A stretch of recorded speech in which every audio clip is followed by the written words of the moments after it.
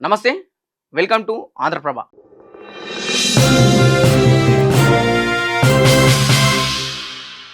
భారతదేశ వ్యాప్తంగా అంతర్జాతీయ విమానాశ్రయాల్లో పూర్తిగా అటు జనాలతో కిక్కిరిసిపోతున్నాయి. అదేవిధంగా అటు ఫ్లైట్లు క్యాన్సిల్ అవ్వడం, లేకపోతే ఆ ఫ్లైట్లకు సంబంధించిన టెక్నికల్ ఇష్యూస్ ఉండడం వల్ల కాస్త డిలే అవ్వడంలో ప్రయాణికులు ఆ విధంగా కూడా ఇబ్బంది పడుతూ చాలా వరకు ఆందోళన వ్యక్తం చేస్తున్నారు.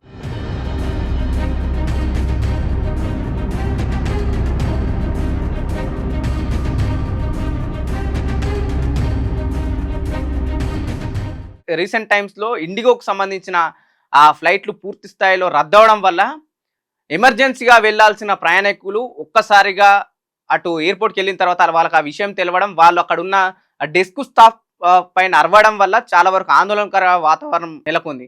సో, ఈ నేపథ్యంలో మనకి ఇక్కడ హైదరాబాద్‌లో ఉన్న శంషాబాద్ అంతర్జాతీయ విమానాశ్రయానికి బాంబు బెదిరింపు రావడంతో హైదరాబాద్‌లో పూర్తిగా కలకలం రేగింది.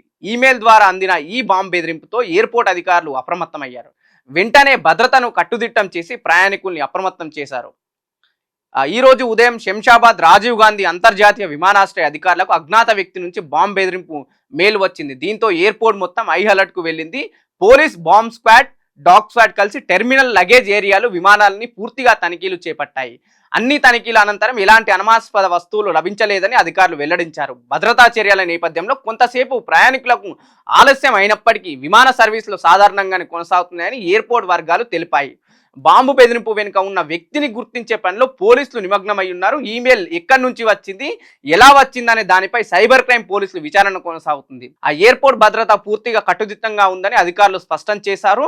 శంషాబాద్ ఎయిర్పోర్ట్ పై బాంబు బెదిరింపు కలకలం రేపినప్పటికీ అప్రమత్తమైన అధికారులు భద్రతా బలగాలు చర్యలతో పరిస్థితి పూర్తిగా అదుపులోకి వచ్చిందని చెప్పేసి ఎయిర్పోర్ట్ అధికారులు ఇక్కడ చెప్పడం జరుగుతుంది. ఒకవైపు ఇండిగో సర్వీసులు రద్దవడం, జనాలు ఎక్కడికన్నా వెళ్ళాలంటే అటు విమానాలు మనం వెళ్ళొచ్చా వెళ్ళరాదన్న ఒక డౌట్ కూడా మనకు చాలా మంది మదిలో మెదులుతుంది. ఎందుకంటే ఆ రీసెంట్ టైమ్స్లో చూస్తే అక్కడ ఎయిర్ ఇండియా కుప్పకూలిపోవడం, మరోవైపు ఈ ఎయిర్పోర్ట్లో బాంబు బెదిరింపు కలకలం రేపడం, లేకపోతే మరోవైపు ఇటు ఇండిగో సర్వీస్ లాంటి అటు విమానాలు కూడా పూర్తి స్థాయిలో రద్దవడం అని లాంటి విషయాలు ఒక్కసారి తెరపైకి ఇవన్నీ మనం చూస్తుంటే ప్రయాణికులు కొన్ని సందర్భాలలో సరే మనం ఎక్కడికైనా వెళ్ళాలంటే ఆ దూరాన్ని సమయం తగ్గించాలంటే విమానాలే మనకు సరైన మార్గం అని చెప్పేసి చాలా మంది అనుకునే నేపథ్యంలో ఒక్కసారి ఇట్లాంటి చర్యలు జరగడం చాలా వరకు విమాన సర్వీసులకు ఏదైతే ఆ నష్టం అయితే జరిగే అవకాశం ఉందని చెప్పేసి కూడా పూర్తి స్థాయిలో చర్చించడం జరుగుతుంది.